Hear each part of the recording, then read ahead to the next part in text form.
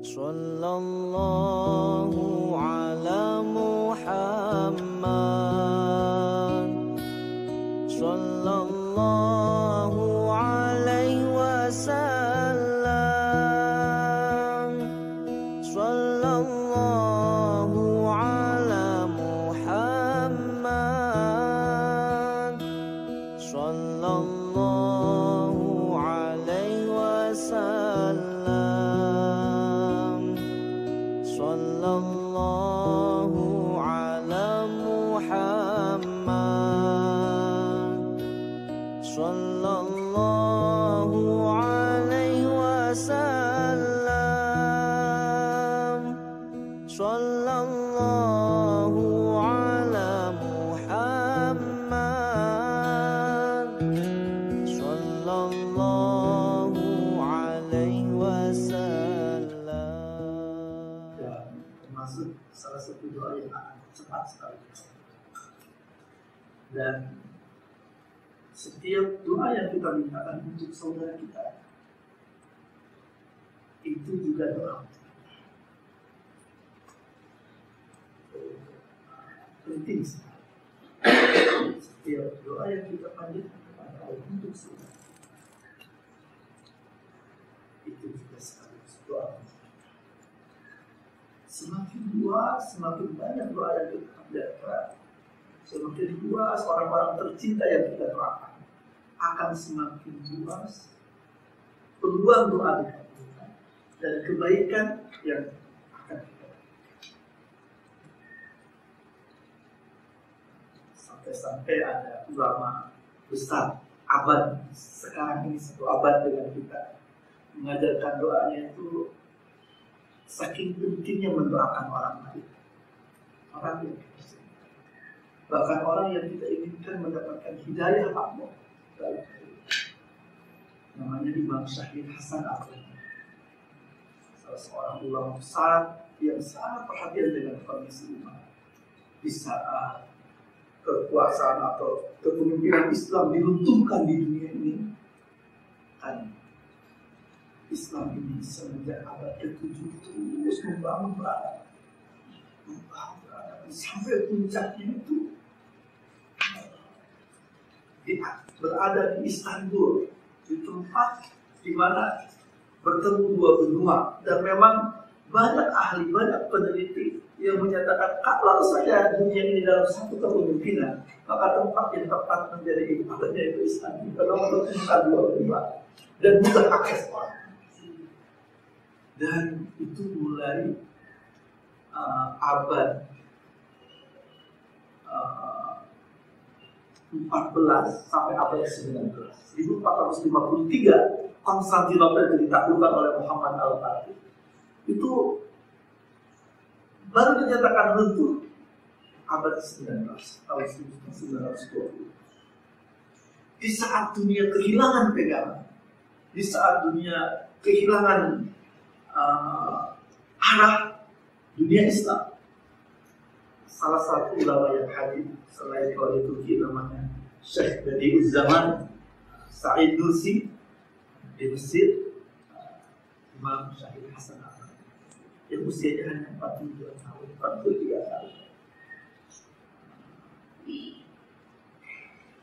Beliau mengajarkan doa, saking pentingnya mendoakan orang lain. Dan harus ada dalam benak setiap kita itu keinginan dan perjuangan agar lingkungan kita itu lebih baik. Makanya dalam sholat juga, dalam sholat ketika membaca surah Al-Fatihah, sebenarnya mengajarkan kita untuk hidup tidak hanya untuk diri sendiri. Lihat ketika kita mengatakan kepada Allah, India karena hanya kepada Engkau ya Allah kami beribadah, hanya kepada Engkau kami memohon pertolongan ya Allah. Ihdinas siratal mustaqim, mohon tunjukilah kami ya Allah. Bukan saya, tapi kami.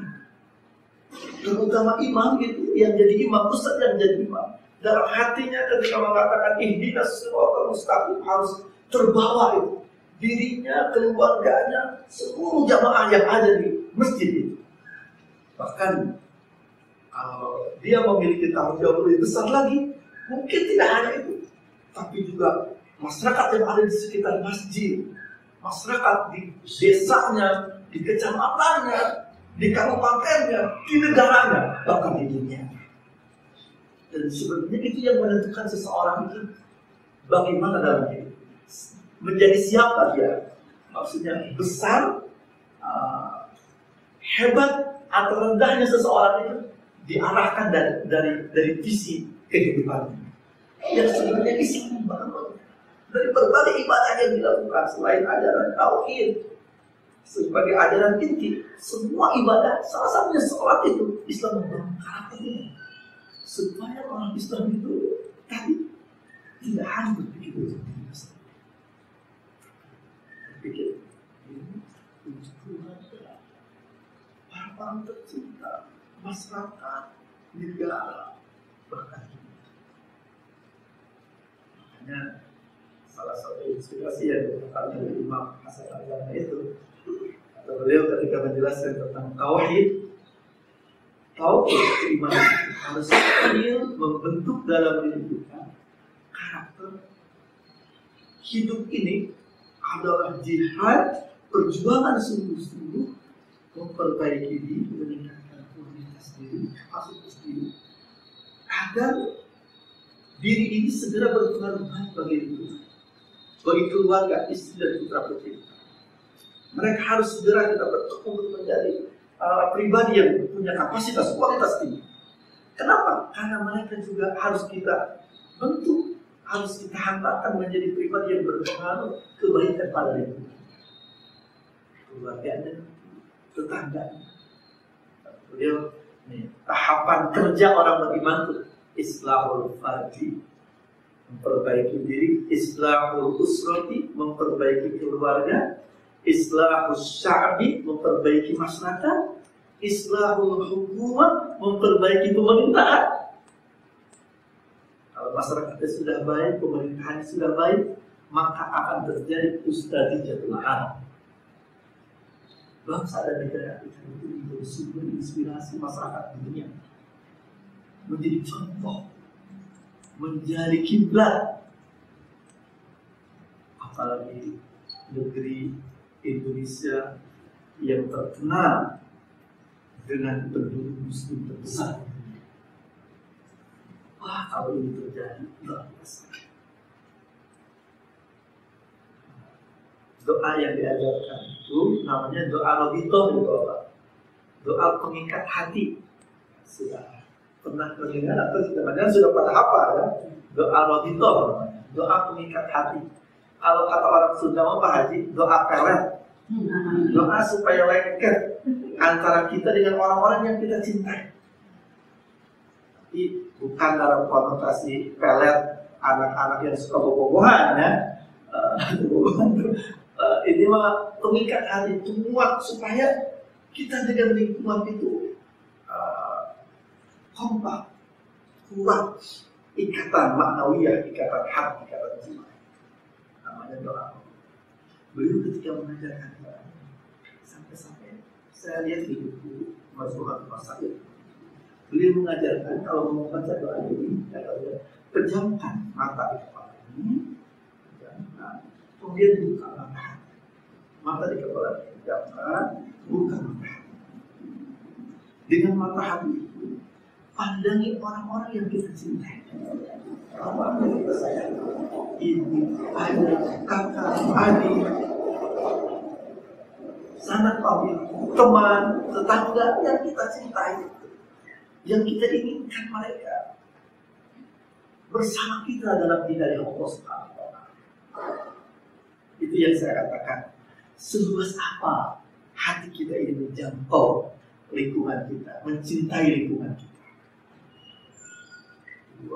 Saya sering menekankan kepada para ustaz, para aktivis dakwah, kita ini berdakwah, mengajak orang kepada Allah, mengajak orang kepada kebaikan, bukan karena kita lebih baik, bukan karena kita salih, apalagi lebih sempurna, tapi kita berdakwah itu karena kita cinta kepada sesama. cinta sayang kepada. Dan ini adalah amanah Allah, titipan Allah, perintah Allah. Karena itu kita lakukan. Makanya dakwah itu bukan tugas ustaz, bukan tugas kiai, Pak Haji saja, tapi tugas seluruh orang yang mengaku beriman kepada Allah, yang yakin kepada Allah, yakin ada hari kiamat, itu tidak kewajiban. Sampai Rasulullah SAW mengingatkan dakwah, mengajak, merindukan orang bersama-sama kita dalam kebaikan, ke masjid, itu menjadi salah satu bukti atau tanda baiknya keimanan kita. Sampai beliau pernah mengingatkan dengan hadis yang luar biasa. Dakwah ini, sensitivitas kita dengan lingkungan ini bahkan berpengaruh kepada kepemimpinan. Kata beliau sampai hadisnya itu berbunyi, la ta'murunna bil ma'ruf wa la tanhawunna 'anil munkar aw la yusallitanna Allahu shirarakum. Orang-orang beriman imma keimanan itu mampu menghantarkan kalian punya tanggung jawab sosial, dakwah, menegakkan amar ma'ruf nahi munkar. Dakwah itu amar ma'ruf nahi munkar. Dan kalian akan mulia bersama kemuliaan Islam, kemuliaan agama.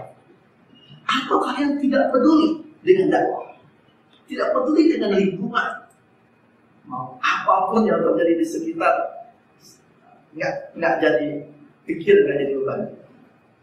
Maka kalau orang-orang beriman sudah seperti itu, tidak peduli dengan dakwah, dengan baik buruk yang ada di lingkungan, kata Rasulullah SAW,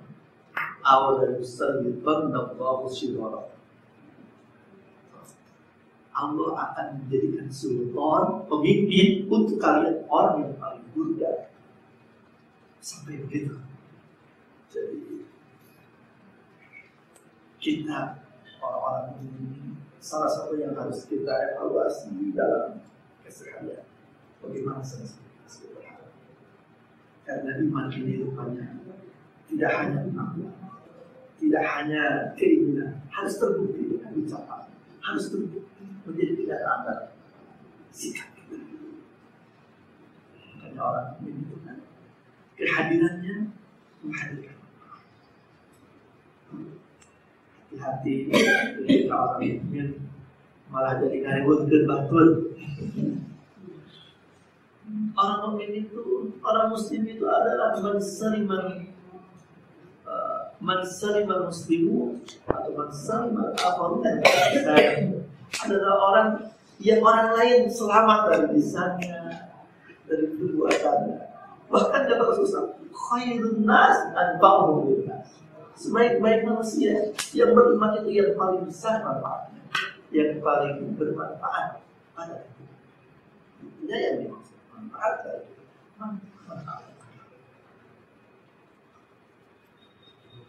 Doa Rabbi'ah itu doa nikah hati, doa pengompak itu yang kalau mau berdoa kita pejamkan mata, buka mata hati, pandang buka muka orang yang kita cintai, baru boleh baca doa. Doanya berbunyi, Allahumma innaka ta'lam anna hadhihi al-quluba qad istama'at.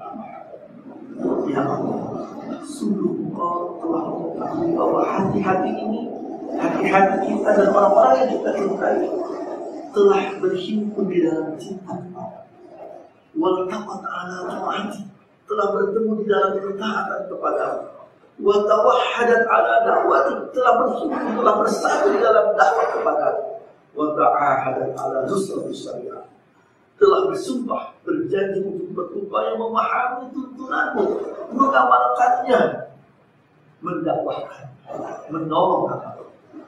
Fawassikillahumma rabbana. Ya Allah, mohon buatkan ikatan hati. Itu baru separuhnya. Selanjutnya nanti kalau Ibu mau, boleh minta ke saya. Kalau tertarik itu aja boleh minta ke saya. Saya sudah sambil datang ke rumah saya, Ibu bawa baju putih, amplop putih, ayam putih, nah, itu mah bercanda, cuma jangan direkam ya Bu. Serba putih, itu mah bercanda gitu. Tanpa dan sekarang mah ditulis di internet juga doa Robito sudah muncul. Doa Robito, doa Robito. Walaupun Hasan Al-Banna itu pernah menyusun buku namanya Al-Maksurat, doa-doa yang maksud dari Rasulullah SAW. Al-Maksurat namanya, untuk dibaca pagi dan sore. Salah satunya yang beliau susun sendiri, tulis sendiri, doa Robito di akhir. Kalau yang lain mah dari ayat Al-Quran dan hadis Rasulullah SAW. Namanya Al-Maksurat, doa pagi sore. Bagus tidak tahu. Ibu rahimahullah. Ini dulu mukadimah barusan. Sekarang masuk ke inti materi yang ingin saya sampaikan. Pertama, saya ingin menyampaikan tahniah, ucapan selamat untuk ibu bapak. Selamat wiridnya sudah mendapatkan tiket dan panggilan khusus dari Allah Subhanahu wa Ta'ala untuk hadir di rumah Allah, untuk hadir di Baitullah menunaikan ibadah. Bapak, ya itu hasil usaha kita, perjuangan kita. Wah, mujahadah kita sekarang.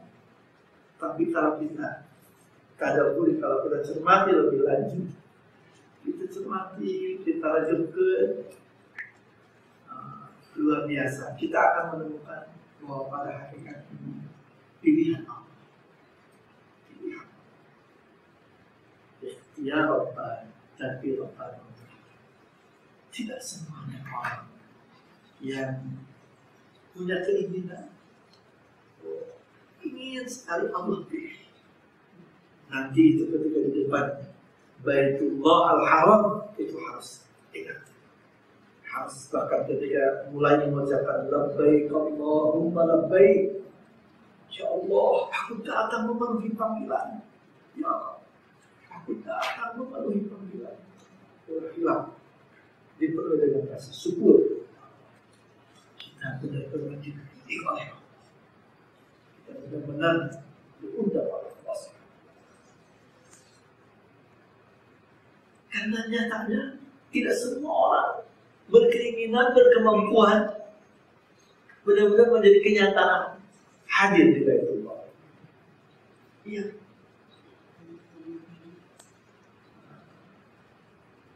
Mangga, silahkan bisa dilihat, jangan jauh-jauh gitu. Saya sedikit saja sudah menemukan sampel yang bisa meyakinkan bahwa ini benar-benar pilihan Allah Subhanahu wa Ta'ala. Jadi ibu sama ayah saya antar, mereka daftar gitu bersama. Harapannya nanti mereka akan berangkat bersama haji tahun 2014. Ibu saya, ayah 1 tahun menjelang keberangkatannya dipanggil Allah. Saya tuh dulu kayaknya mempersiapkan. Salah satu persiapan saya itu, saya ketika itu masih di Turki, masih tinggal di Turki. Ada peluang, ada kesempatan mulai tahun 2014 itu di Masjidil Haram. Khutbah-khutbah di Masjidil Haram itu diterjemahkan ke bahasa Indonesia. Langsung lewat radio, lewat internet ya. Jadi Bapak nanti kalau bawa handphone itu bisa. Ya ada FM berapa? Nah itu langsung setiap khutbah ada terjemahan Indonesia. Itu terus saja menerjemahkan. Dulu saya ikut seleksi untuk jadi penerjemah, walaupun ketika itu saya masih tugas di Turki. Karena saya berencana kalau saya diterima, saya akan menyambut ibu ayah di sana. Saya udah siapkan seperti itu. Saya diterima, sudah tanda tangan kontrak, termasuk 5 orang yang akan menjadi penerjemah di sana. Tapi begitu waktu keberangkatan, 4 orang teman-teman saya aja yang berangkat. Saya padahal paspor semuanya sudah diminta. Saya tidak termasuk yang tidak jadi berangkat karena itu keputusan dari panitia, mungkin karena ada apa. Tapi saya mendapatkan hikmah yang lebih besar karena saya harus lebih konsen dengan tugas di Turki. Yang tadinya saya udah izin ke Turki juga untuk selama 1 tahun penelitian pun akan di Saudi, sudah dapat izin sudah siap, tapi akhirnya tidak jadi. Dan ternyata ayah pun 1 tahun sebelum berangkat, padahal beliau yang paling semangat. Beliau itu guru ngaji di kampung. Kalau sedang menjelaskan haji itu semangat sekali. Jadi banyak murid-muridnya udah berangkat haji itu beliau yang ngajarin gitu. Tapi di saat beliau harus berangkat 1 tahun lagi dipanggil lagi. Dia berangkat dulu. Padahal ketika mau berangkat sakit-sakitan. Tapi ternyata juga lancar dan mudah menunaikan haji. Ayah ketika itu saya haji pada 2 rahimahullah. Pertama, harus disyukuri dan terus kuatkan hubungan agar di saat hadir di rumah Allah itu kita tidak asing. Kita sudah terbiasa bertegur sapa dengan Allah, dengan tuan rumah. Kan seperti itu. Kita tuh setiap hari minimal 5 kali bertegur sapa. Salat itu ibu apa? Salat itu dalam bahasa Arab dan dalam pembahasan ulama. Salat itu artinya hubungan langsung kita. Kan ketika salat kita mengatakan iya karena hubungan, iya langsung katakan. Bahkan dalam doa kita mengatakan ini wajah Tuhan dia dari fatara samawati wal ardh. Ya Allah, sungguh aku hadapkan diri kepada Engkau dan pencipta langit dan bumi. Terus kuatkan itu hubungan kita dengan Allah supaya di sana itu sudah hafal dengan Tuhan rumah. Bahkan kalau bisa lebih sering bertemu hanya berdua dengan Allah. Ada saat itu kalau salat berjamaah kan berbarengan dengan ibadah orang. Ada saat-saat itu. Setiap sepertiga malam itu saat kita bisa bertemu berduaan, bersendagura, berkhulwah dengan Allah Subhanahu wa taala. Dalam hadis qudsi.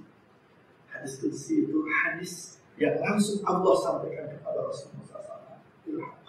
Tapi redaksinya, lafalnya dari Rasulullah SAW. Tapi ucapannya itu sebenarnya dari Allah. Itu hadis qudsi. Maka tidak jarang Rasulullah yang mengatakan, tapi mengatasnamakan Allah. Hadis qudsi yang berkaitan mengatakan setiap sepertiga malam terakhir turun ke langit. Maksudnya mendekati manusia, mendekati. Aku menanti hamba-Ku membawa kamu bertobat untuk segala pun selesai. Aku menanti hamba-hamba-Ku yang meminta kepada untuk segera Aku kabulkan. Gunakan waktu khusus. Walaupun banyak orang tidak mengerti, banyak orang yang tidak tahu muatan. Kalau kita bisa mengerti, di saat kebanyakan orang sudah tidur, kita bangun. Dan yang membuat kita bangun itu karena kita menyadari kita ingat Allah menanti kita. Gitu. Luar biasa pengaruh pada diri kita, pengaruh pada karakter kita. Kita bangun, kita wudhu, kita sholat. Karena Allah menanti kita. Dan kita lakukan sendiri. Kalau ada keluarga, istri, suami, saudara, kita lakukan. Kalaupun tidak, tak usah terlalu rame-rame, tak usah terlalu sampai teriak-teriak membangunkan mereka. Tak usah. Karena ini sangat khusus. Kita akan itu salah satu untuk lebih memantapkan hubungan kita dengan Tuhan berubah nanti.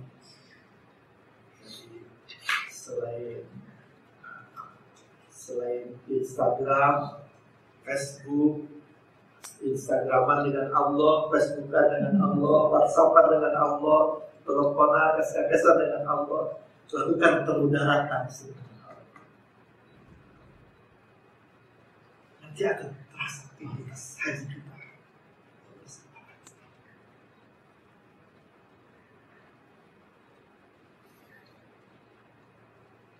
Ibu rahimahullah, ada 3 hal yang harus kita persiapkan untuk keberangkatan haji.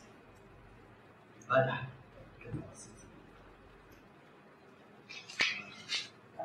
pastinya ini sudah sering dibahas.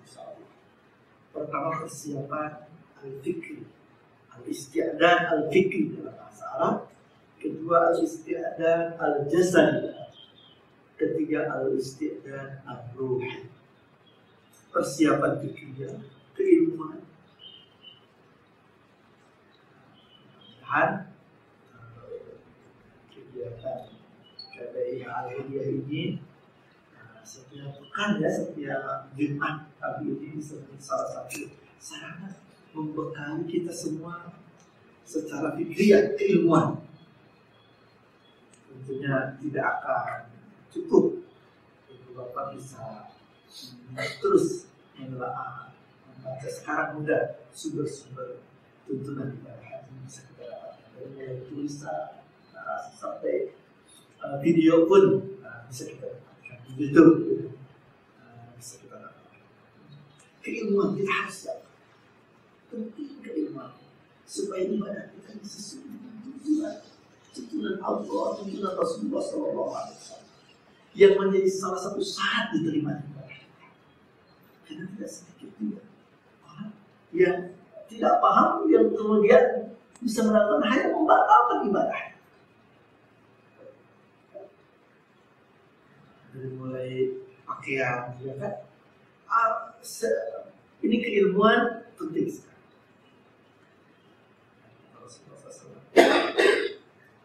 Ibadah yang fihi Abdullah yang tidak sesuai dengan arahan agama Allah.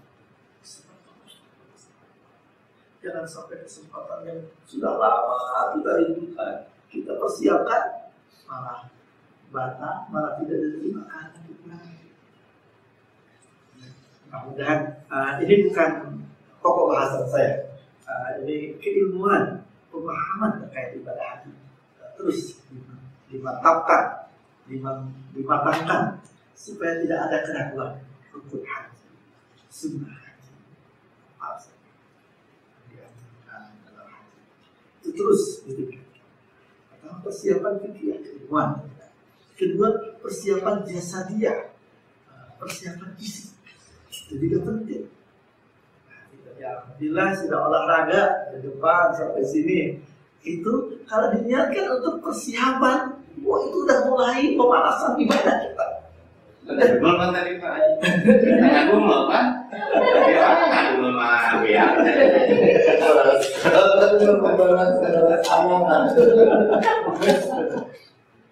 Makanya pemeriksaan kesehatan, kemudian olahraga itu sebenarnya kalau kita lakukan. Gurunya datang juga nih. Ini Pak Haji siapa ini namanya?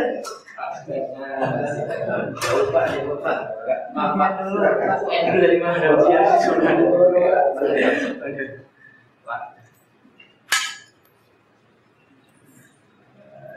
Aku di sini di depan teman saya. Terima kasih juga. Ya kan di belakang apa sih? Masih banyak tuh si kostum juga. Itu aja jadi.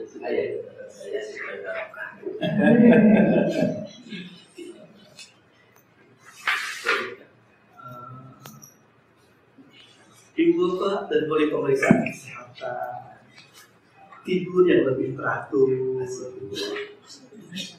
aktivitas yang lebih terarah. Ketika disiapkan untuk mempersiapkan fisik, itu akan menjadi bagian ibadah kita.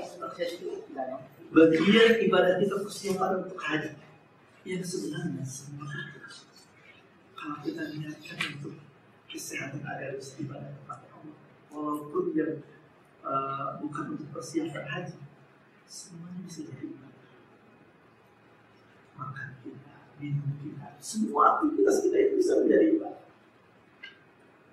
Ketika kita niatkan, kita arahkan untuk kekuatan untuk mampu menunaikan arahan-arahan Allah Subhanahu wa Ta'ala.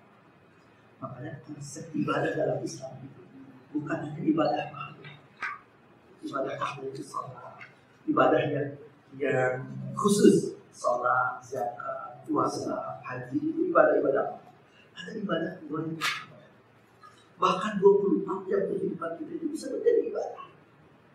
Maaf, bukan hanya jangankan yang terkesan produktif seperti bekerja, belajar, mengajar, itu kan luar biasa. Produktif itu ibadah, teman-teman.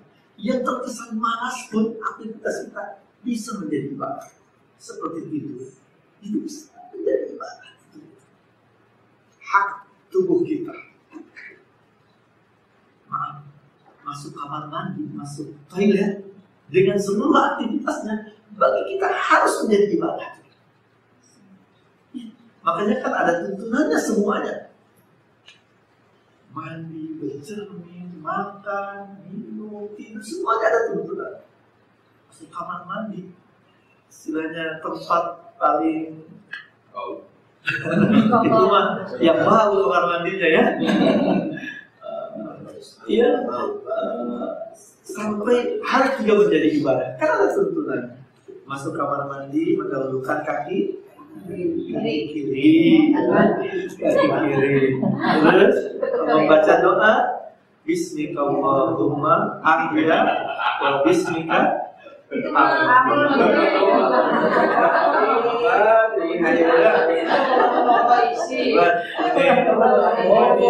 cerdas dan sigap ya. Itu mah doa mau tidur ya. Tapi jangan salah, suka ada yang salah baca doa. Masuk kamar mandi baca doanya doa mau tidur atau tidur lagi kamar mandi.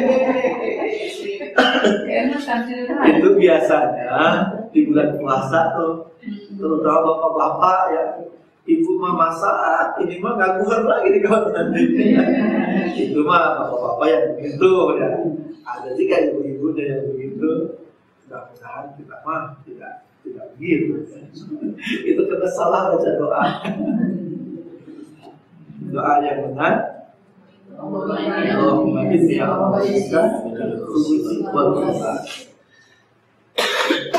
Dalam asbabul wurud hadisnya, doa masuk kamar mandi. Kamar mandi itu adalah tempat paling favorit setan yang ada di. Jadi mereka ngobrol, ngopi, kopo itu di kamar mandi mereka. Kalau kita masuk kamar mandi tidak baca doa, mereka semakin betah, semakin asik, dan bisa menjadikan semua aktivitas kita menjadi tontonan mereka. Bahkan mengaktifasi yang kita lakukan yang ada di kamar mandi itu menjadi unsur yang bisa membuat mengikat kita. Air, gayung, apa yang ada dalam kamar mandi, sabun, bisa dia poles menjadi unsur yang membuat dosa kita atau orang yang ada di sekitar kita. Nanti rambut kita itu, pakaian kita, bau harum kita bisa membuat orang lain dosa. Dia setting, dia setting untuk seperti itu. Kalau kita masuk kamar mandi begitu saja. Tapi kalau kita baca doa, dia tidak akan bertahan. Dan insya Allah, apalagi kita yang mandi itu untuk sholat lebih khusyuk, untuk ibadah lebih kuat, wah akan berkah. Kita harus sampai di situ. Tidak boleh mandi itu asal saja. Aktivitas kamar mandi atau yang semua yang kita lakukan tidak boleh asal-asal. Jebur, tidur juga main gubrak saja, tidak boleh. Orang beriman tidak boleh. Orang yang yakin kepada Allah, yakin akan ada hari kiamat, tidak boleh. Kita harus berjuang mengupayakan semua kegiatan kita itu menjadi ibadah. Tidak boleh sia-sia. Harus menjadi ibadah. Harus menjadi bekal kita di akhirat. Harus menjadi bekal kita di saat bertemu dengan Allah. Karena kalau diukur dengan umur, diukur dengan kesempatan, kalau kita tidak menggunakan, dipastikan kita akan bekal dari ibadah. Umur kita kan 60, 70, 80 sudah mulai jalan, 90 langkah, 100 tahun bisa masuk radar umur.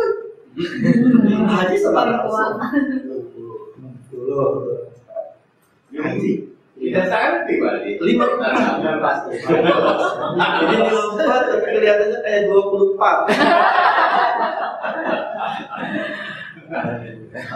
Pak Haji nah? Saya 47. Bawaan mana? Mirip dengan yang usia 17 tahun.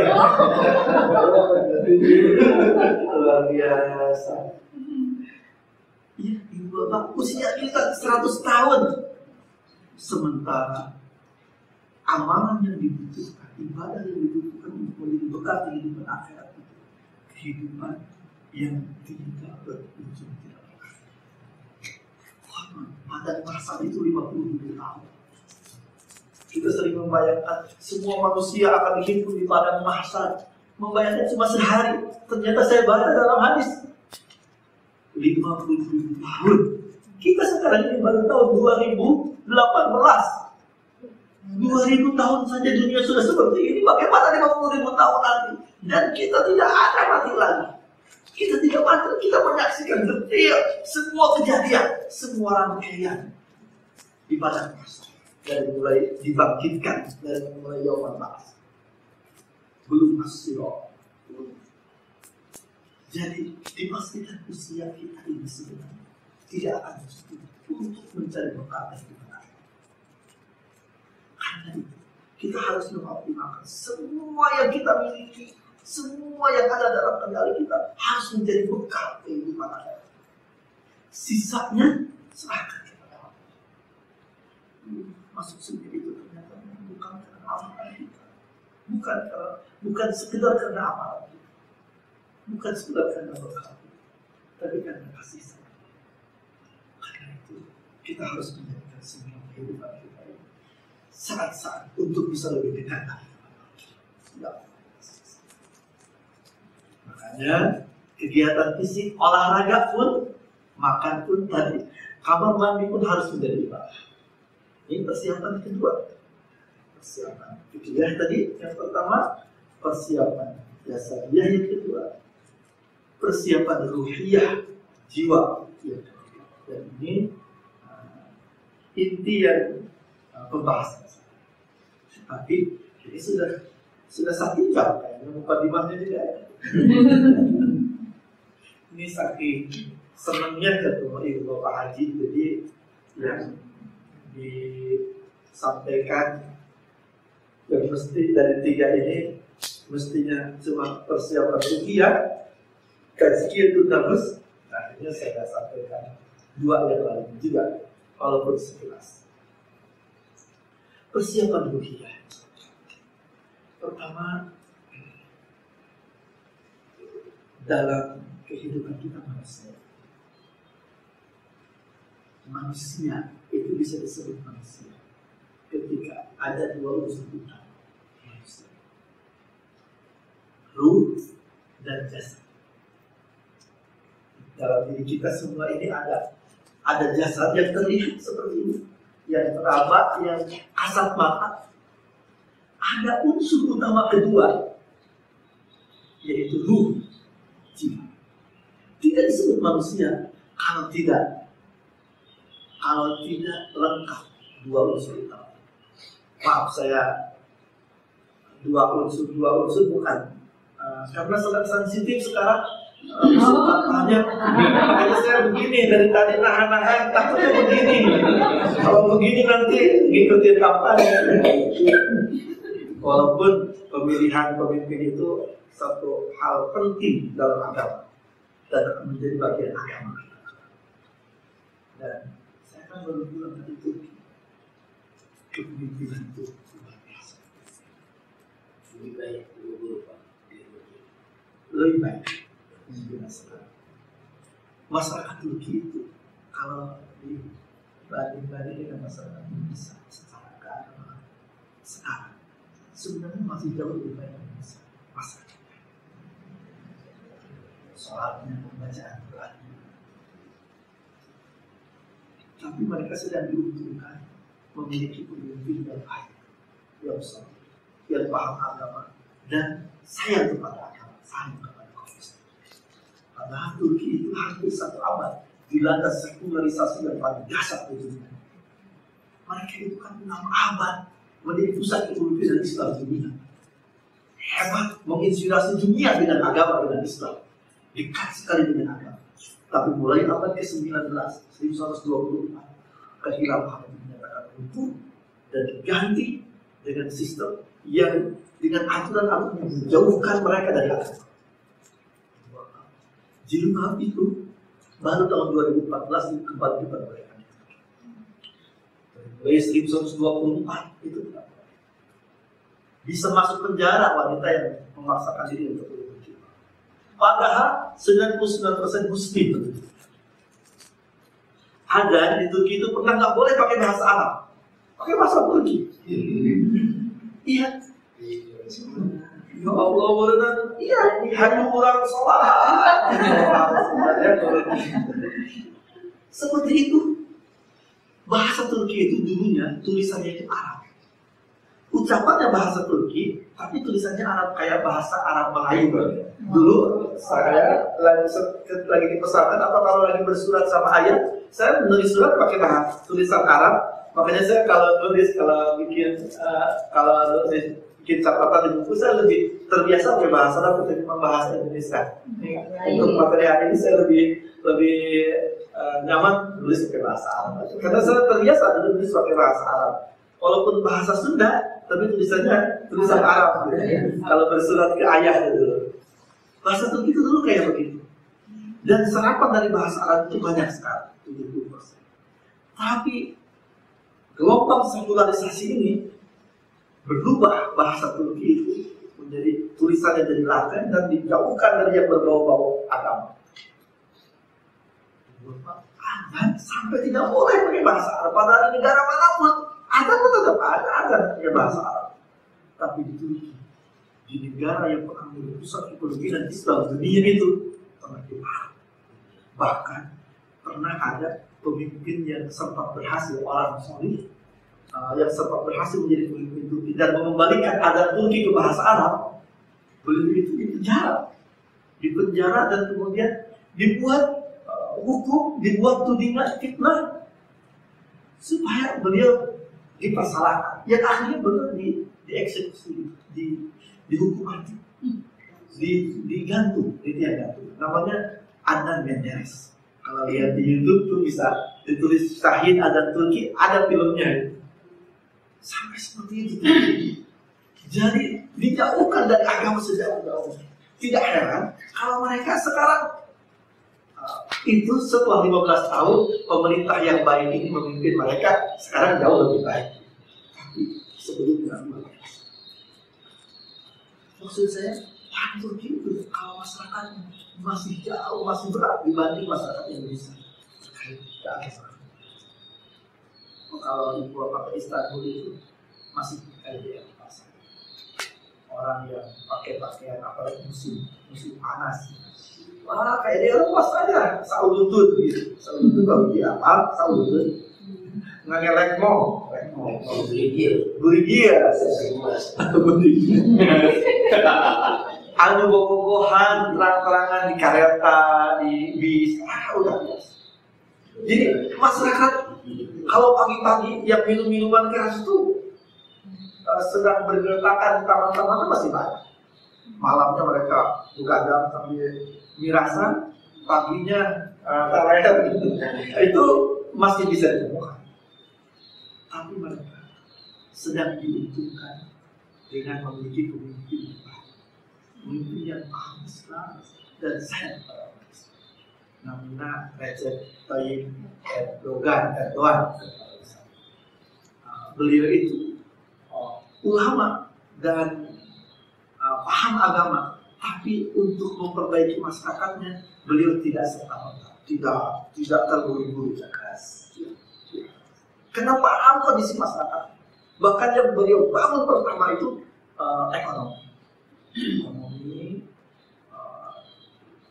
Setelah kuat ekonomi kan sekarang itu, walaupun setelah ketahuan beliau itu orang Islam, orang yang memperjuangkan Islam, baru kemudian dihantam oleh musuh-musuh. Kalau dulu itu beliau tidak memperlihatkan sebagai ulama, jadi orang tidak ngeh kalau beliau itu orang Islamis. Setelah ketahuan sekarang, baru ekonominya digerecoki. Padahal pernah menjadi perkembangan ekonomi, pernah menjadi negara dengan perkembangan ekonomi tercepat di Eropa. Dan terasa oleh masyarakat. Sehingga begitu. Sekarang ini lagi digempur, lagi digoyang gitu istilahnya. Tapi beliau masih tetap, atau Turki sekarang masih tetap menjadi salah satu negara yang menghadirkan harapan baru bagi dunia Islam. Walaupun saya yakin bukan hari-hari mudah bagi Turki. Dan pelajaran penting yang saya paham tentang pentingnya kepemimpinan sebuah bangsa. Makanya kata Rasulullah SAW, kalau kalian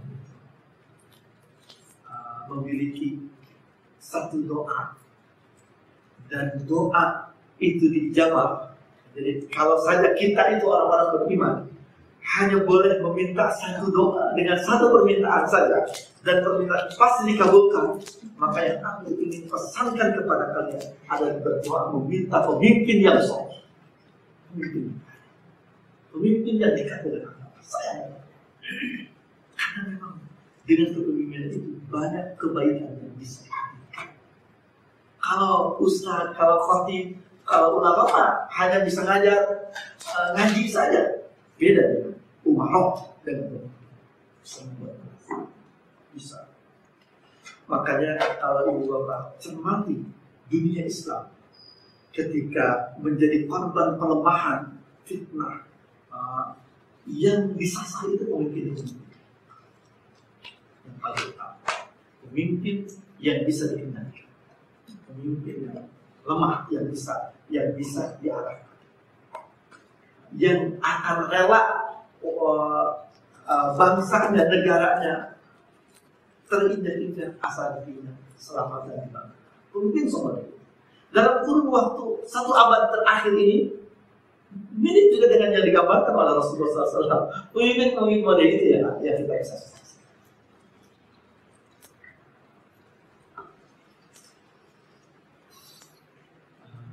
Itu gara-gara tadi saya cari ya untuk konfirmasi. Aduh, saya. Tapi mudah-mudahan bermanfaat ya.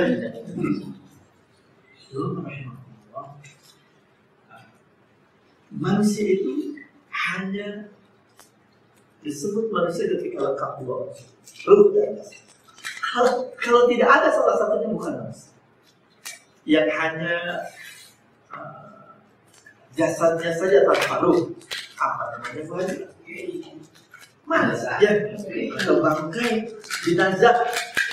Kalau jasad tanpa, kalau ruh saja tanpa jasad apa namanya? Hantu jin. Hantu katanya. Berarti kalau manusia ruhnya saja tidak ada jasadnya. Ini ujian ini.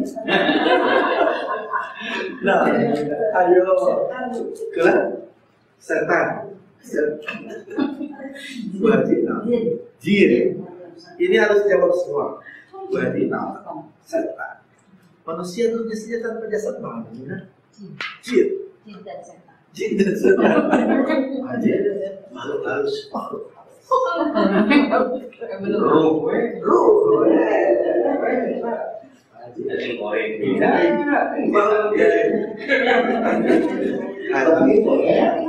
Itu bisa contoh sih Pak. Bisa berpikir yang bisa dari setan.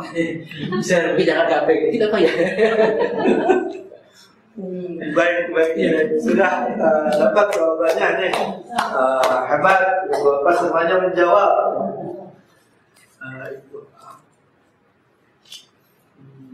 Ruh manusia yang sudah terpisah dari jasad tidak mungkin jadi juri, tidak mungkin jadi riba, tidak mungkin jadi gedungin pocong kacau-kacau. Kenapa? Karena ruh manusia yang sudah meninggal dunia dia masuk ke satu alam namanya alam barzakh, dan alam barzakh itu sangat sibuk sekali. Yang mendapatkan nikmat sibuk sekali dengan nikmat, yang mendapatkan azab, yang mendapatkan siksa sangat sibuk dengan siksa. Gambaran Rasulullah SAW bagi yang mendapatkan nikmat, ruh manusia di alam barzakh yang entah ratus ribu tahun di alam barzakh, di alam kubur itu, dia akan merasakan kenikmatan seperti malam pertama menanti, seperti satu malam pertama menanti. Bapak ingat kan malam pertama menanti? Iya dulu. Ingat tapi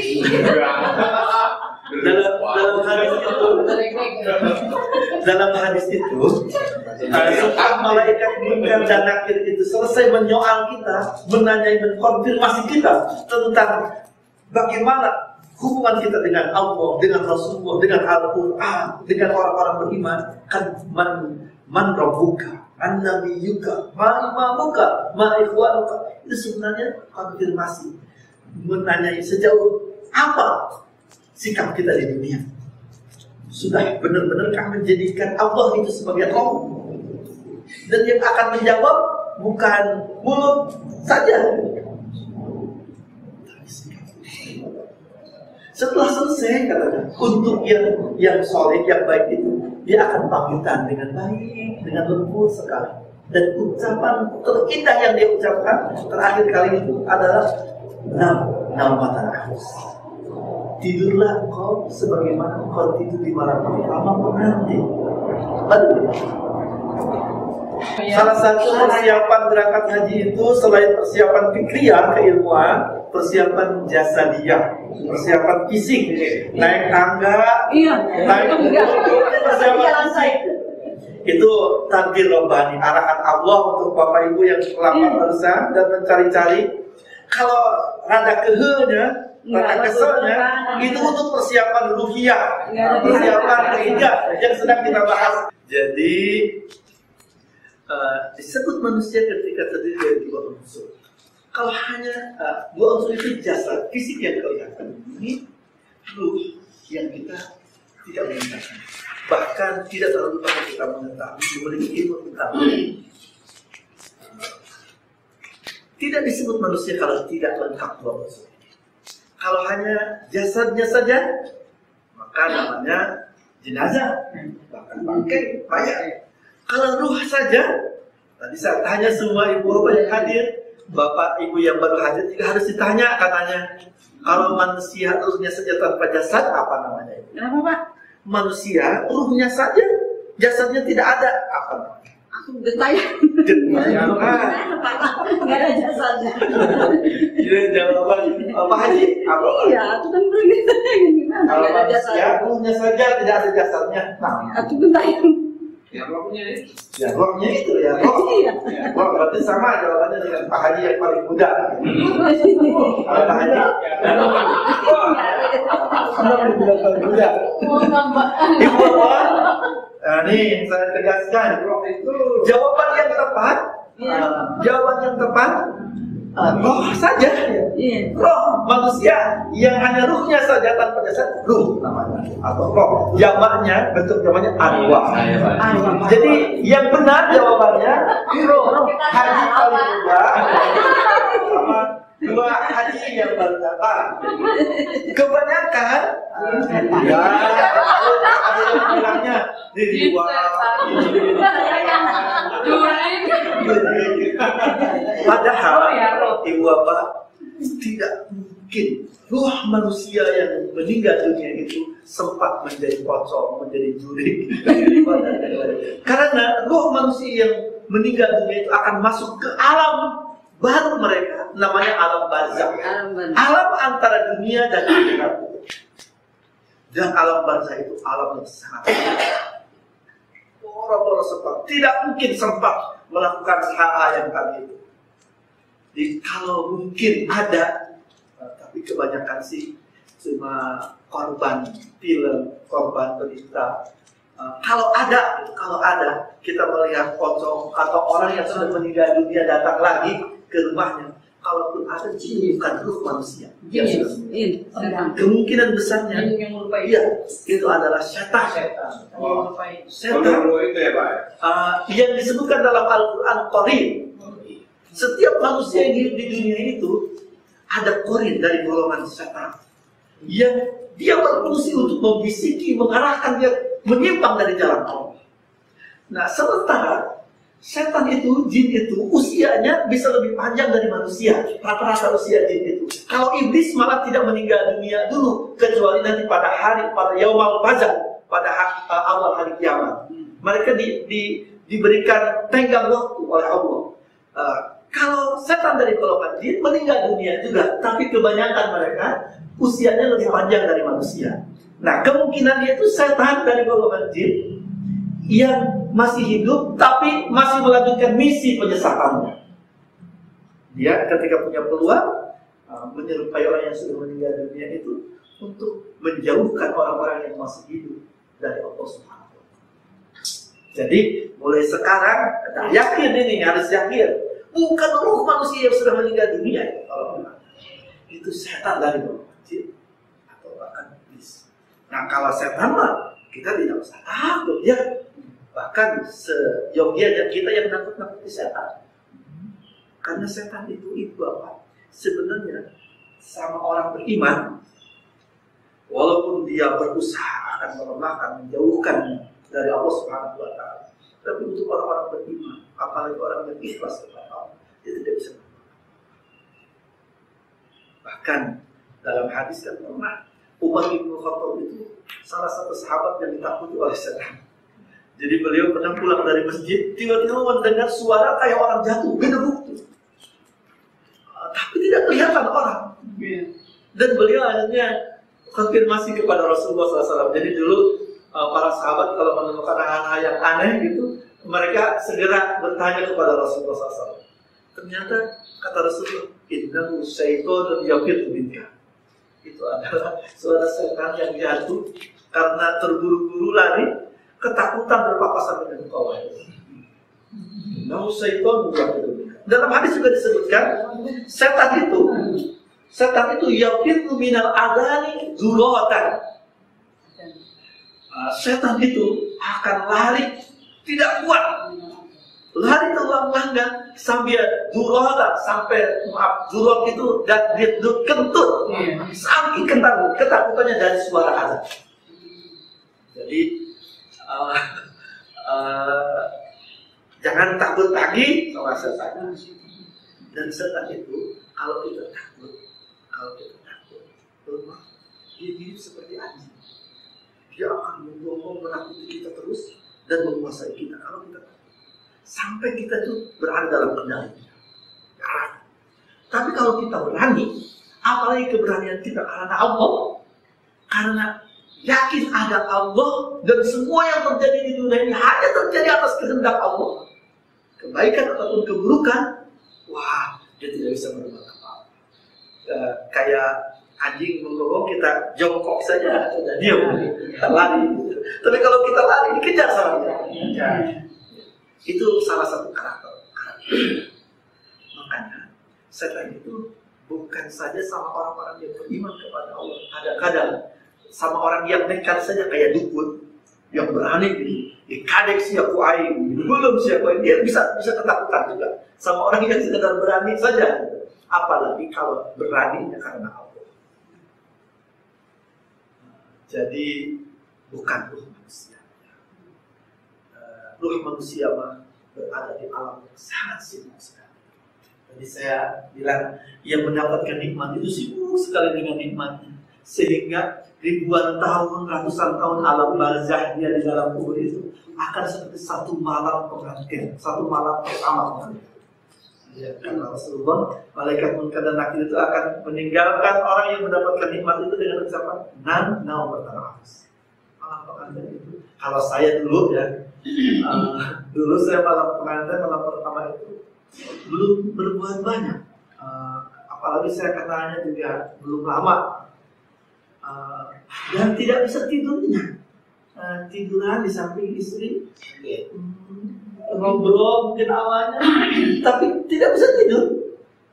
Tapi yang terbayang semuanya indah-indah, nikmat gitu. Nikmat punya anak, nikmat bersama lain. Tapi belum berbuat apa-apa gitu. Tapi tidak bisa tidur dan membayangkan yang nikmat-nikmat terus. Tiba-tiba sudah ada subuh. Itu gambaran orang yang mendapatkan nikmat di alam barzakh. Dia mendapatkan nikmat, membayangkan, merasakan nikmat. Bahkan jendela surga, aroma surga itu sudah mulai tercium. Semuanya indah dalam hidupnya, dalam bayangannya. Tiba-tiba terjadi yaumul ba'ats, hari kebangkitan.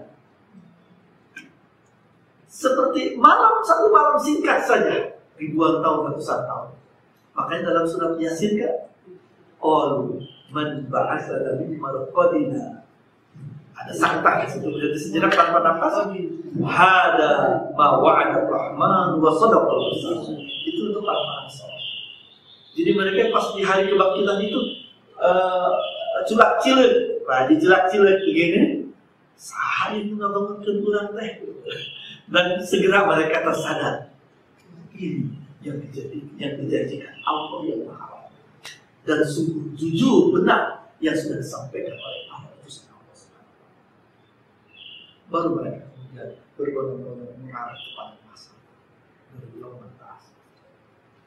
Adapun orang yang mendapatkan azab barzakh, azab alam kubur, waduh juga itu sibuk sekali, boro-boro sempat kelayapan, jadi gering tadi kesibukannya. Saya pernah mendapatkan gambaran dalam buku, dalam bahasa namanya As-Sarimul Battar, buku yang sering dijadikan rujukan orang-orang yang suka meruqyah syariah. Kata penulis bukunya itu, testimoni ringan dan pastinya tidak seperti itu tentang alam barzakh. Mirip dengan kita yang pernah mimpi melihat erep-erep. Erep orang Sunda, erep-erep. Kalau orang Betawi, ketindian. Kita tidur, kemudian mimpi melihat makhluk yang menakutkan sekali. Namun kita tidak bisa bangun, tidak bisa bicara juga, tidak bisa bergerak. Rasanya lama sekali, padahal cuma hitungan detik. Dan kata penulis buku itu, kata beliau, itu sebenarnya muqaddimatus shalah. Kata beliau, itu muqaddimah, permulaan proses masuknya jin ke dalam tubuh kita, baru menyumbat beberapa peredaran darah pada beberapa saraf. Walaupun mungkin secara medis juga beda ya, bisa karena salah tidur, posisi tidur, apa yang lain. Tapi versi penulis buku itu adalah muqaddimatus shalah. Itu jin menyumbat beberapa saraf kita. Kemudian baru bisa bangun kalau ada yang ngepok. Kalau kata penulis buku itu, kalau yang biasa membaca ayat kursi, baca ayat kursi. Sebelum selesai ayat kursi sudah selesai. Masalahnya yang tidak hafal ayat kursi atau yang tidak biasa baca ayat kursi belum tentu bisa membaca pada saat mimpi. Katanya itu salah satu kalau mendapatkan gambaran tentang alam barzakh bagi orang yang mendapatkan alam seperti itu. Kita berada, kita menyadari berada di dalam kubur, dihimpit tanah, mungkin juga dikejar tanah, disiksa dengan dihimpit ya, bawah tanah dan yang lain. Kemudian ada satu makhluk yang sangat menakutkan, dan bau menjijikkan yang akan menemani kita sampai yaumul ba'ats, dan dia adalah amalan kita. Ibu bapak, kita mimpi erup-erup saja tidak bisa ngapa-ngapain, apalagi benar-benar di alam barzah. Maksudnya, ia mendapatkan azab, kondisinya juga berat. Jadi sekarang mah jangan salah persepsi, itu jurik-jurik itu setan, dan kita tidak usah takut. Ada kemungkinannya, itu apa?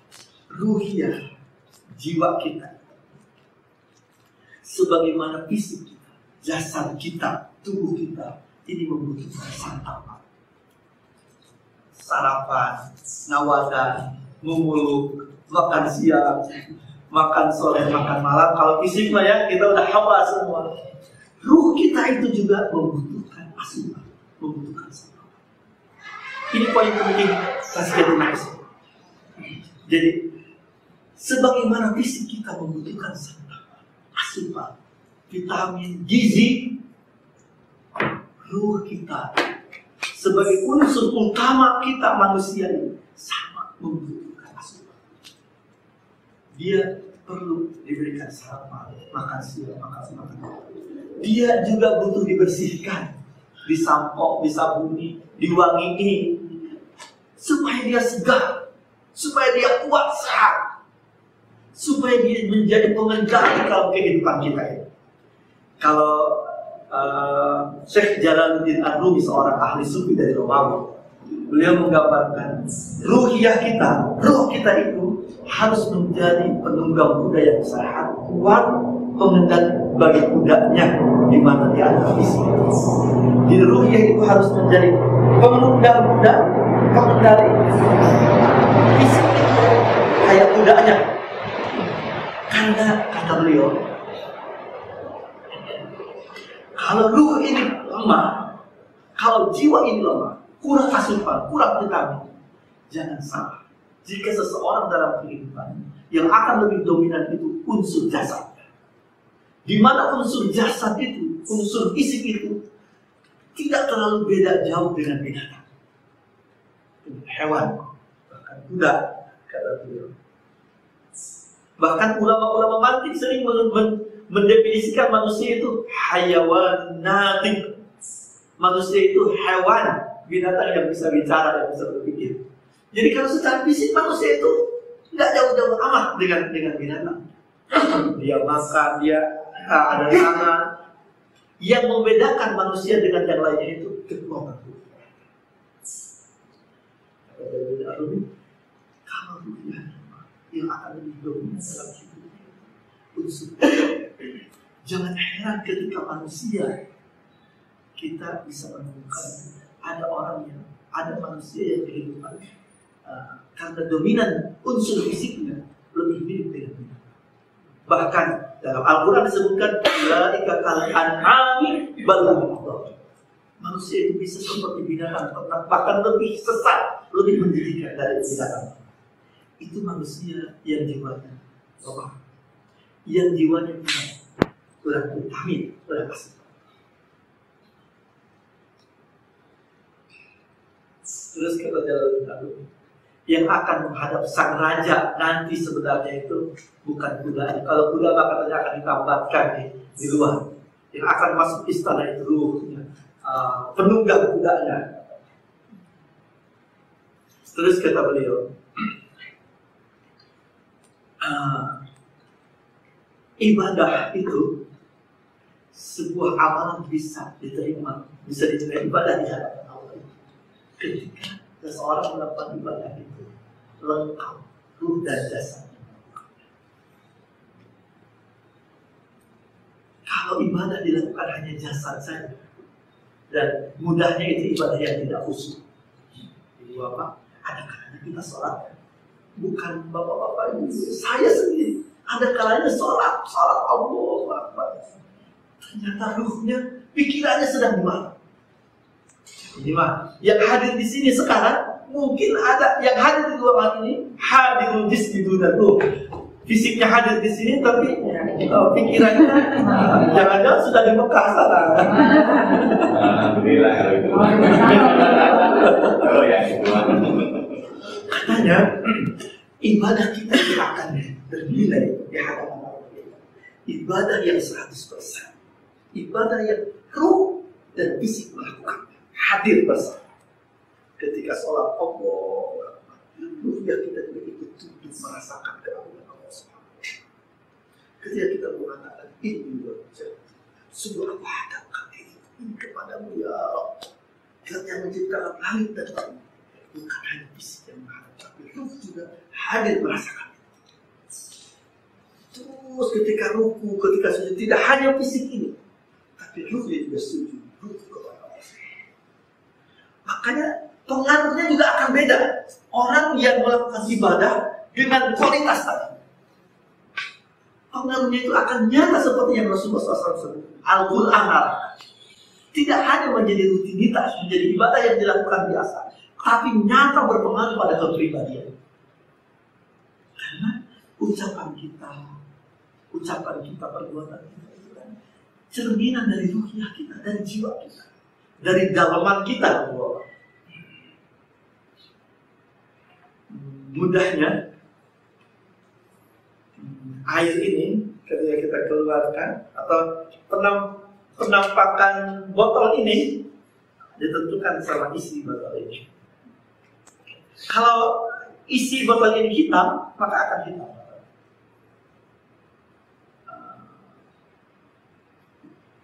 Kalau coklat, kopi susu misalkan, akan kopi susu botol ini. Tetapi seperti itu. Maaf, diri kita ini, apa yang ada di dalam diri kita ini seringkali tercermin pada air muka kita, pada ucapan kita, perbuatan. Maaf, kita yang sedang mengantuk, ya sudah tidak ada yang ngantuk di dalam.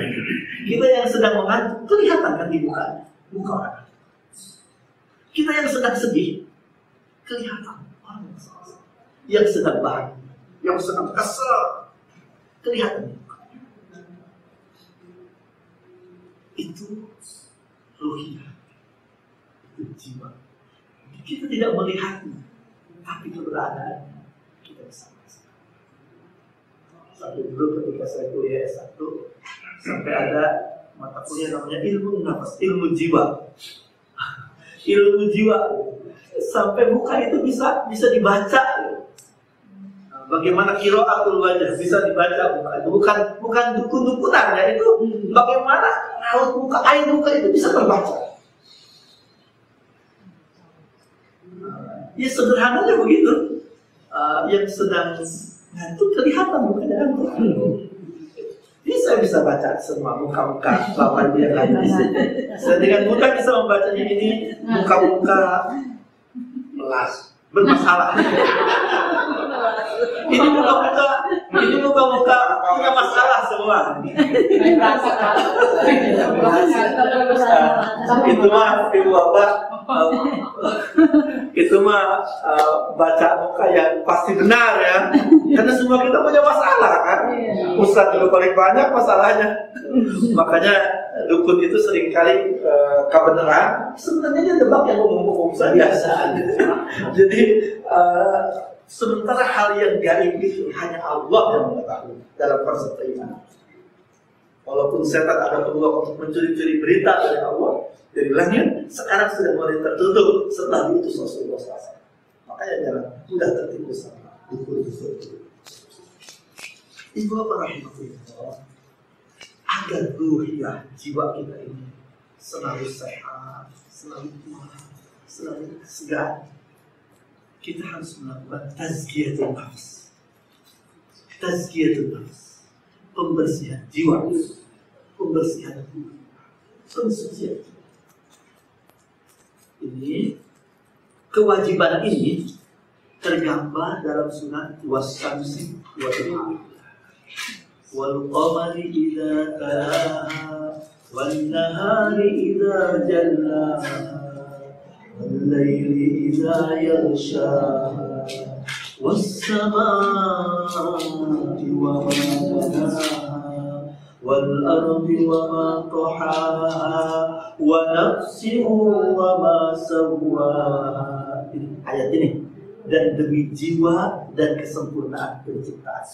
Setelah Allah bersumpah dengan beberapa makhluknya, terakhir Allah bersumpah dengan jiwa, dengan ruh manusia.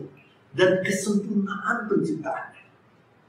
Kemudian kata Allah, fa'alhamaha fujuraha wa taqwa. Kemudian Allah ilhamkan, Allah bisikkan pada jiwa setiap manusia itu fujur dan takwa, kejahatan dan ketakwaan. Jadi Allah itu mengilhamkan, membisikkan kepada kita untuk bisa membedakan mana fujur, mana takwa. Makanya orang tua dulu sering mengatakan, tanya saja hati kecil kamu. Hati kecil kita, jiwa kita itu punya mata, punya telinga. Kayak tadi, kita menjamkan mata ini, kita bisa melihat dengan mata hati. Seperti itu kan, itu buktinya, mudahnya. Saya bisa melihat itu haji, dengan mata hati. Walaupun mata itu tertutup, ada kalanya mata hati itu bisa lebih tajam dari mata. Bahkan ada kalanya mata seseorang itu mungkin tidak bisa melihat mata yang ada di kepala, tapi mata hati itu begitu tajam menembus nafas. Allah ilhamkan pada ruh, pada jiwa setiap manusia mana fujur, mana takwa. Namun kemudian qad aflaha man zakkaha wa qad khaba man dassaha. Pasti berbahagia, pasti beruntung, pasti sukses orang yang senantiasa membersihkan jiwanya, melakukan tazkiyatun nafs, memberikan asupan jiwanya dengan gizi dan vitamin yang berkualitas, sehingga jiwanya itu benar-benar bersih, suci, sensitif, mudah menerima sinyal dari Allah, bisikan dari Allah, isyarat dari Allah, bisa sampai pada batas menembus penglihatan yang kebanyakan orang mungkin tidak melihatnya, saking bersihnya jiwa seseorang. Sampai seperti itu. Orang yang senantiasa membersihkan jiwa, dan membersihkan jiwa itu secara umum adalah dengan ibadah kepada Allah. Ibadah wajib ditunaikan, dan setelah menunaikan ibadah wajib, seseorang yang jujur ibadahnya akan merasakan betapa butuh dan hausnya dengan ibadah sunnah. Makanya sholat wajib itu cuma 5 kali sehari semalam.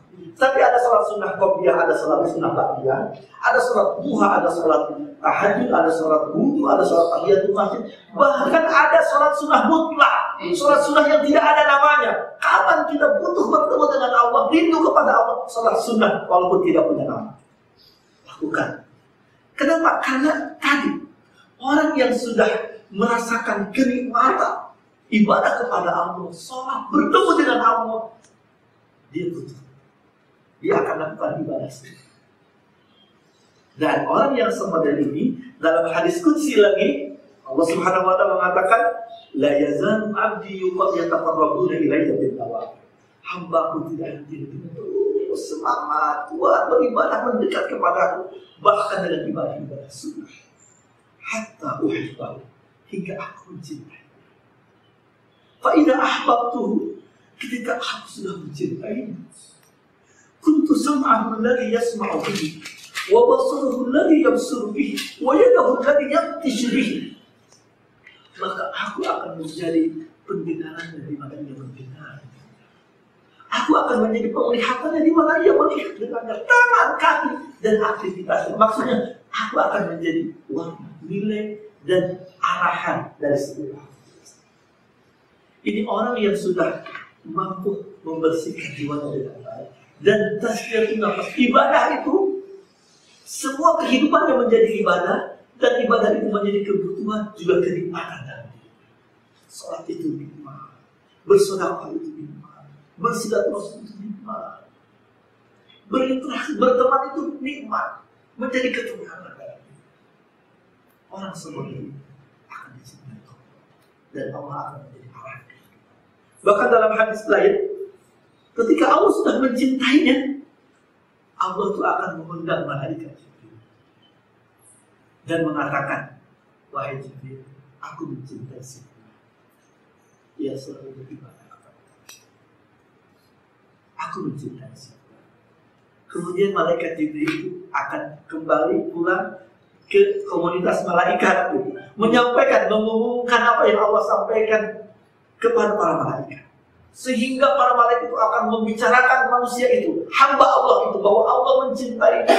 Sehingga namanya itu akan harum di langit, di kalangan malaikat. Dan juga kemudian akan harum di kalangan manusia, orang-orang soleh yang dekat dengan Allah Subhanahu wa Ta'ala. Qad aflaha man zakkaha wa qad khaba man dassaha. Pasti cerah. Orang yang senantiasa menodai jiwa, dan jiwa itu bisa tergoda, bisa lemah, sakit, bahkan mati sebelum kematian sebenarnya karena noda dosa. Dalam hadis Rasulullah SAW menyebutkan hadis dari Abu Hurairah radhiyallahu anhu, riwayat Imam Ad-Darimi, Ahmad juga meriwayatkan, innal mu'min, ini khusus orang mukmin itu, idza adnama, ketika dia melakukan dosa, karena kita sadar dosa itu akan mengakibatkan orang hitam pada jiwa, pada Allah. Ruh itu seperti lembar kertas bersih, dosa itu akan menodai. Sebesar apa dosa yang dilakukan, sesering apa dosa yang dilakukan, sebesar dan sesering itu noda yang terdapat dalam jiwa. Sampai mungkin penuh, bahkan jadi kuat, sampai jiwa itu tidak lagi elastis, tidak lagi mudah menerima kebenaran. Dalam surat Al-Baqarah digambarkan, hati itu, jiwa manusia itu bisa menjadi keras dengan dosa, sebagaimana kerasnya batu. Au asaddu qaswa, atau lebih keras lagi dari batu. Karena batu itu, kata Allah dalam surat Al-Baqarah dilanjutkan, batu itu bisa saja, di antara batu itu yang bisa pecah, kemudian dari pecahan itu keluar air. Ada kemanfaatan, keluar air. Bahkan ada batu besar yang dari celah-celah batu itu keluar sungai besar, air jernih. Tapi beda dengan hati manusia ketika sudah keras. Hati manusia kalau sudah sulit ada kebaikan.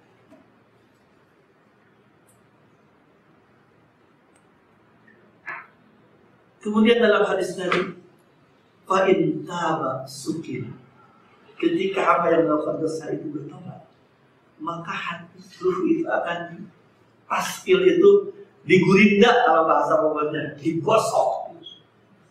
Dia akan kembali menjadi bening dengan taubat yang jujur, menjadi bersih. Sekarang lagi ada poles, lagi lupa. Iya, akid poles ya, digurinda. Kan akid ini tidak sekinclong seperti sekarang asalnya. Mutiara juga tidak sekinclong mutiara di saat dijual belikan. Asalnya mah mungkin tertutup karang, kerak dan yang lain. Setelah digurin dari bahkan digunakan juga khusus. Ketika bertobat itu digurin dari gosok menjadi bening. Maksudnya ini obat hati untuk kita semua, penghibur untuk kita semua. Bahkan dalam hadis lain Rasulullah mengatakan, setiap manusia itu pasti pelaku dosa. Dan sebaik-baiknya melakukan dosa yang sempurna. Dan Allah itu Maha Pengampun. Andai saja kau datang kepada Allah dengan dosa sepenuh dunia ini, tapi datang kepada Allah dengan taubat nasuha, taubat yang jujur, yang sungguh-sungguh, yang membuat engkau menangis karena menyesal dengan dosa itu, yang membuat engkau berjanji untuk tidak akan kembali kepada dosa itu, yang membuat engkau sungguh-sungguh menghibah meminta ampunan kepada Allah karena dosa itu. Bahkan ketika dosa itu berkaitan dengan hamba, dengan manusia, engkau tidak ragu, tidak malu, tidak gengsi untuk meminta maaf, meminta hidup kepada manusia. Yang seperti itu, sebesar apapun dosa itu, Allah akan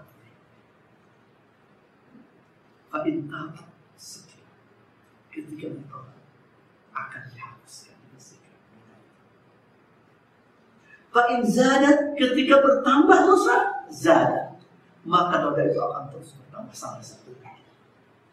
Fadzalika ron, kata Rasulullah, itulah ron yang Allah sebutkan dalam surat Wailul lil mutaffifin. Kala sekali tidak seperti yang kau kira. bal rana ala qulubihim ma kanu yaksibun. Pasti dosa-dosa yang dilakukan itu akan menutupi dan menjadi karat dari hati-hati. Ya.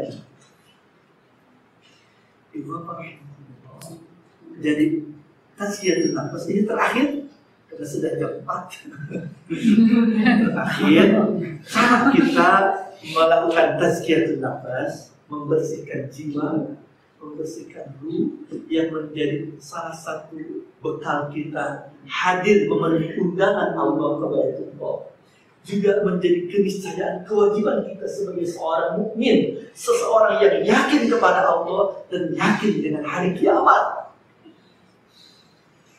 adalah dengan berupaya istiqomah. Istiqomah dalam ibadah. Makanya dalam buku Minhajul Qasidin Said Hawa misalkan, sarana tazkiyatun nafas itu yang paling utama dari mulai thalabul ilmi, menuntut ilmu, sholat, zakat, puasa, itu sarana-sarana utama tazkiyatun nafas. Selain kemudian istighfar, memperbanyak istighfar itu bagus sekali. Dan harus sambil istighfar itu ingat, karena zikir kan, ingat kepada Allah, bukan hanya ucapan, bukan hanya astagfirullah, tapi dalam hati kita merasakan kita banyak dosa, ingat dosa-dosa dan kemudian minta ampun kepada Allah.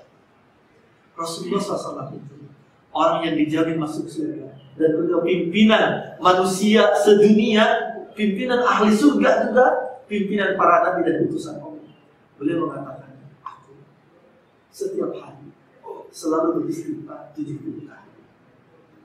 Dalam kesempatan lain menyebutkan selalu beristighfar 100 kali. Itu Rasulullah SAW. Kita untuk ruhnya, untuk jiwa yang lebih sehat, lebih sehat, hanya harus lebih banyak. Atau 100 itu jangan kurang. Setiap hari.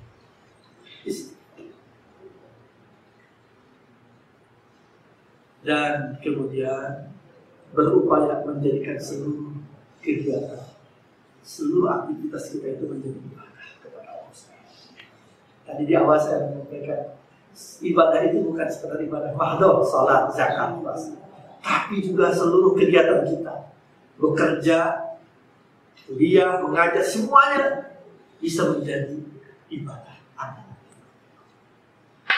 Bahkan tidur, masuk kamar mandi pun bisa menjadi ibadah. Ibu Bapak, penting kita masing-masing memiliki ibadah andalan dalam hidup.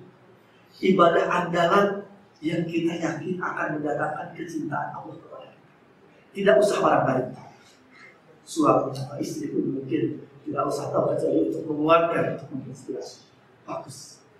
Karena itu harus.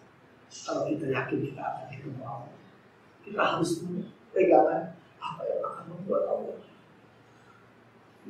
sayang kepada kita di saat kita bertemu. Harus ada. Bisa salah satunya istighfar. Salat sunnah dan senantiasa istighfar. Sedekah. Berbuat baik kepada orang atau apapun. Silakan. Semoga menjadi bekal kita lebih tenang dalam menjalani kehidupan dunia ini, lebih tenang, lebih khusyuk ketika ibadah haji nanti, lebih tenang, lebih mantap, lebih bahagia ketika menghadap Allah Subhanahu wa Ta'ala. Demikian yang mau saya sampaikan. Mudah-mudahan Allah memberkahi. Allah mungkin tidak banyak, tidak sebaik dari hal-hal yang saya sampaikan, tapi dengan keberkahan Allah akan menjadi manfaat dari ibadah. Amin ya rabbal alamin. Bangga kalau ada yang mau menambahkan atau mungkin pertanyaan. Ya. Pak. Tanya Pak, Wah, ada 1, 2. Bu Haji dulu ya. Jadi masa lalu saya baca di YouTube ketika bulan Ramadan orang tua yang nggak ada datang ke rumah apa benar itu ketika Ramadan datang, roh yang udah meninggal datang ke rumah. Aku nih menengok jadi saya datang dari pada pulang ke rumah. Iya, pas bulan Ramadan pada balik ke rumah. Nanti kubur gitu. Saya baca di YouTube. Saya kan walaupun nggak ada dua-duanya, apa benar datang ke rumah lalu kalau udah masuk malam rohnya gitu. Maka minum dulu. Yang sudah habis, maka minumnya. Tadi sudah habis. Bocor kan? Ayo, biar ini masih ada ya. Tentang membazir aja, bukan itu, bukan kurang. Disambil ya, jadi sambil minum.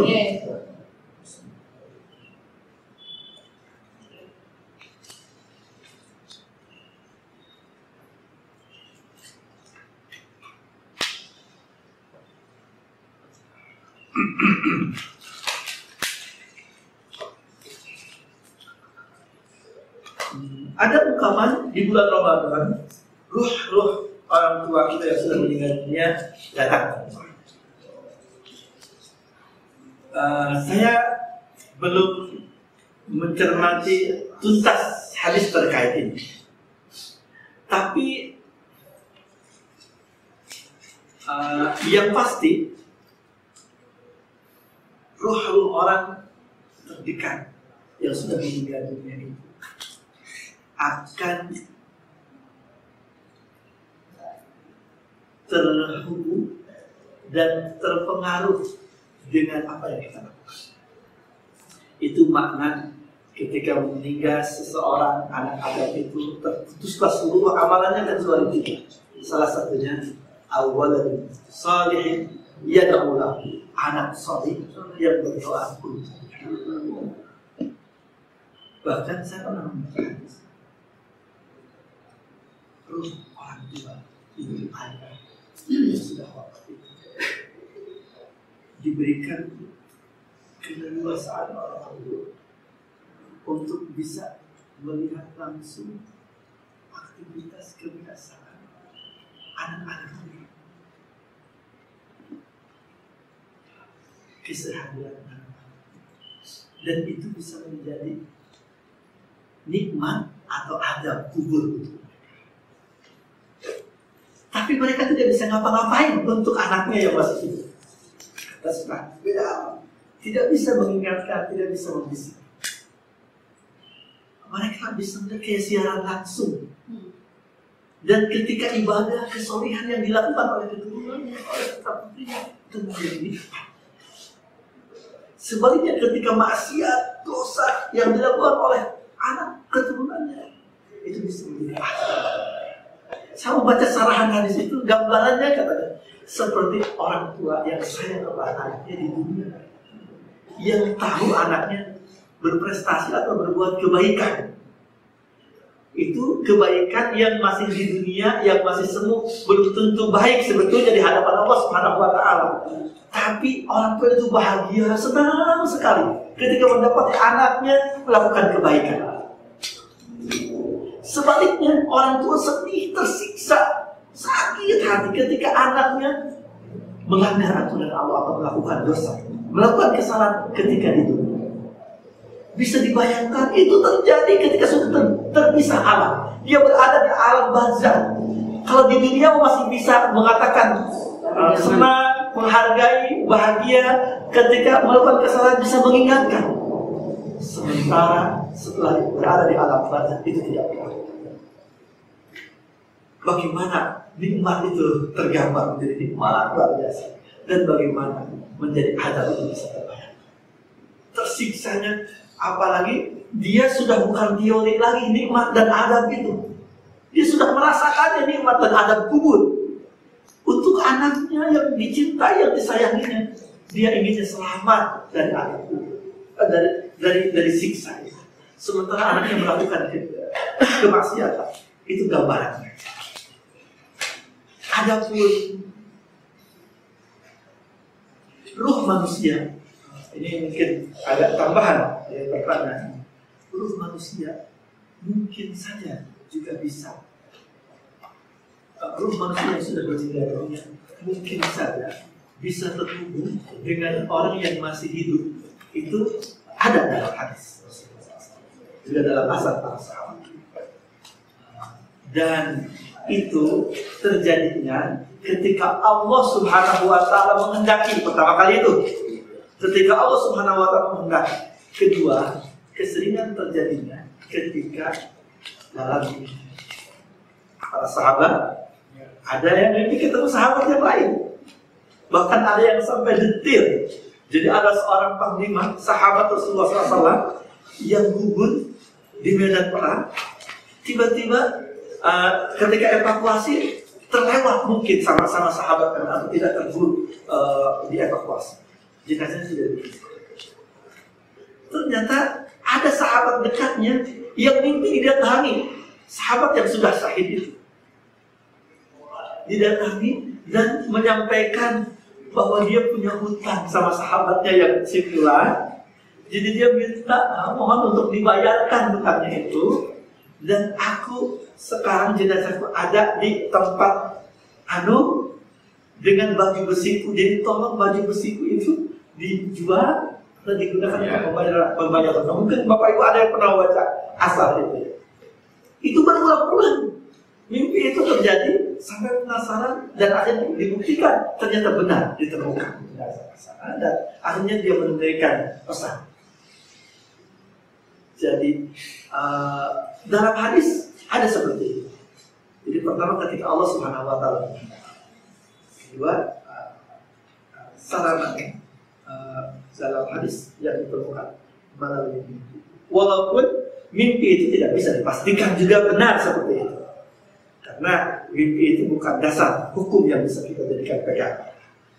Bisa saja terjadi. Jadi ketika terjadi seperti itu, dilihat kemanfaatan dan kemanfaatan. Jangan sampai dipastikan, ini mimpi berulang-ulang ketemu yang sudah meninggal, pasti gini. Tidak pasti juga. Jadi perlu diklarifikasi di masing-masing. Tapi ada kemungkinan. Adapun yang disampaikan tadi ada di YouTube seperti itu, saya lihat bagus untuk menambahkan semangat dan arahan kita agar lebih khusyuk beribadah di bulan Ramadan ya. Karena sayangnya bukan hanya di bulan Ramadan, ibadah-ibadah kita ini juga berpengaruh menjadi nikmat untuk para sedang. Terlebih kita yang secara khusus mendoakan mereka. Allah a'lam. Apa aja? Apa jangan-jangan sudah selesai? Tapi ini waktunya masih ada. Jam 11 ya. Sekarang jam berapa? 11 Wah, berarti sudah lewat. Gimana Pak? Saya sedikit. Saya minta ini, kalau mau kita mau pulang dibimbing dia sama dikit-dikitnya. Minimal 3 apa 5 tahun.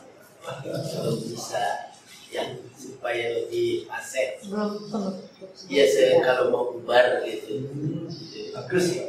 Minimal kita baca tarbiyah ya. Masalah dia dan zikirnya gitu, yang mana yang perlu dipakai di tanah suci. Nanti saya pesankan ke para pengisi yang akan datang untuk hari ini, karena sudah lewat 5 menit. Nanti takutnya saya zolim sama Bapak Ibu kelamaan. Kita baca tarbiyah saja ya. Kita baca tarbiyah. Bapak saja kita baca tarbiyah itu kan, kita itu kayak menyongsong panggilan Allah. Labbaik Allahumma labbaik, labbaik la syarika laka labbaik, innal hamda wan ni'mata laka wal mulk la syarika lak. Itu kita mengatakan, ya Allah, aku tak memenuhi panggilan. Ya Allah, aku tak memenuhi panggilan. Ya Allah, tidak ada sekutu lagi. Itu harus menguatkan prinsip kita, cinta, ibadah, takut, harap itu tertinggi kepada Allah Subhanahu wa Ta'ala. La syarika lak. Ayo kita sama-sama biar terasa, terbayangkan menuju Baitullah. Haji berarti alasannya bisa nanti setelah ini ya, atau makanya akan datang ke pengisi berikutnya insya Allah. Kita akhiri dengan sama-sama baca talbiyah dan setelah itu kafaratul majlis. Mari kita pasrah. Bismillahirrahmanirrahim. Labbaik Allahumma labbaik, labbaik la syarika laka labbaik, innal hamda wan ni'mata laka wal mulk la syarika lak. Labbaik Allahumma labbaik, labbaik la syarika lak, innal hamda wan ni'mata laka wal mulk la syarika lak. Labbaik Allahumma labbaik, la syarika laka labbaik, innal hamda wan ni'mata laka wal mulk la syarika lak. Mudah-mudahan ini jadi syiar kita di Bapak yang paling banyak, salah satu yang paling banyak kita bacakan dari mulai kita meninggalkan rumah, ketika keluar rumah itu dalam hati kita bacakan di sini dalam hati Labbaik Allah. Aku datang menghadap Dia, aku datang mengurus panggilan Dia. Masuk ketika lihat keluarga, aku titipkan mereka kepada Dia. Dan keluarga itu, subhanallah, berangkat haji itu mirip dengan tadi menuju Allah, mau ketemu Allah. Ibu bapak mau meninggal dunia, kita mau berangkat menuju Allah, itu gambaran kita meninggal dunia. Makanya di situ keikhlasan keluarga, keikhlasan kita meninggalkan itu dan menjadi nilai haji kita. Dari situ kita tidak boleh biasa saja haji ini, harus makanya puncak rukun iman, rukun Islam haji itu, puncak rukun Islam. Jadi harus menjadi puncak ibadah kita. Benar-benar kita menghadap Allah Subhanahu wa Ta'ala, kita ikhlaskan. Di setiap gerakan kita, mau naik mobil, mau apa, zikir ini harus yang paling baik. Labbaik. Jadi yang paling inti ini dan diresapi. Zikir itu kan artinya mengingat. Jadi bukan zikir kalau hanya diucapkan saja. Bukan mengingat Allah kalau hanya diucapkan. Zikir itu benar-benar harus kita ingat dan menggerakkan hati kita, menggerakkan isi kita. Jadi ibu bapak, talbiyahnya harus seperti itu.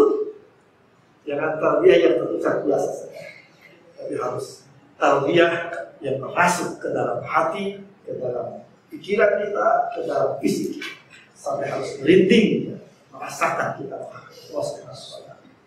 Mari kita tutup dengan kafaratul majlis. Subhanallahumma wa bihamdika asyhadu an la ilaha illa anta astaghfiruka wa atubu ilaik. Walhamdulillahi rabbil alamin. Wassalamualaikum warahmatullahi wabarakatuh.